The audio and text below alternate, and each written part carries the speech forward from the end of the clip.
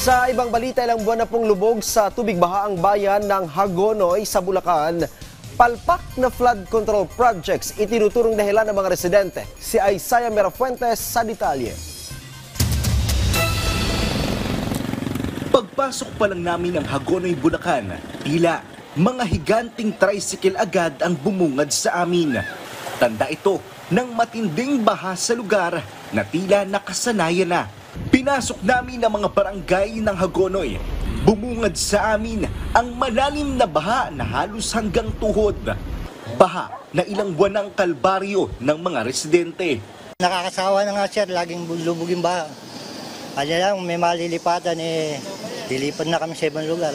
Maging ang loob ng bahay ni Tatay Nelson, araw-araw may baha. Minsan laging lampas sa tuhod. Sa loob? Oo, tuhod. Ginagamitan lang ng water pump. Kaya wala na silang nagawa kundi sumabay na lang sa agos ng panahon dahil sa tila walang solusyon nilang problema. Pati ang tahimik na simenteryong ito kung saan nakahimlay ang mga namayapa na nakalubog na rin sa malalim na baha. Ang sinisisi ng mga residente ang mga flood control project na tila walang silbi. Ang mga flood control ay tila mga pandesal na puro hangin lang ang laman sa loob. Basag-basag na at kaya't paniguradong walang silbi. Susubukan kong puntahan itong mga flood control projects na sinasabi ng mga residente dito na tila naunsyame. Meron namang naitayo pero putol-putol. Ito lang daw yung natatanging daan para makita namin itong mga flood control projects. Kailangan naming dumaan dito sa patong-patong na kawayan. Parang slowly but surely, daan-daan lang. Baka bigla akong malusot eh.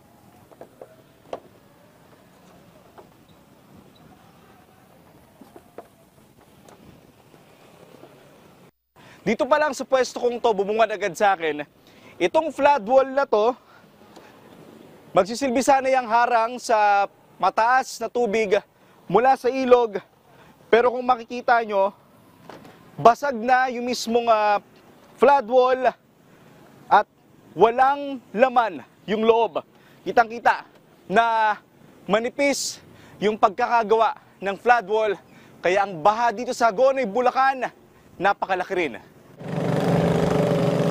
Kaya ang ilang mga residente rito, mas pinipili na lang sumakay sa bangka para makapunta sa kanilang pupuntahan dahil mas mabilis daw ito.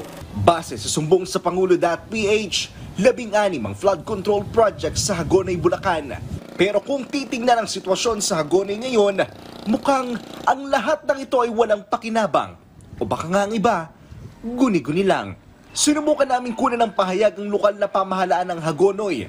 Pero ayon sa opisyal ng City Hall, wala umano ang mga opisyal sa nasabing opisina. Isaiah Merafuentes para sa Pambansang TV sa Bagong Pilipinas.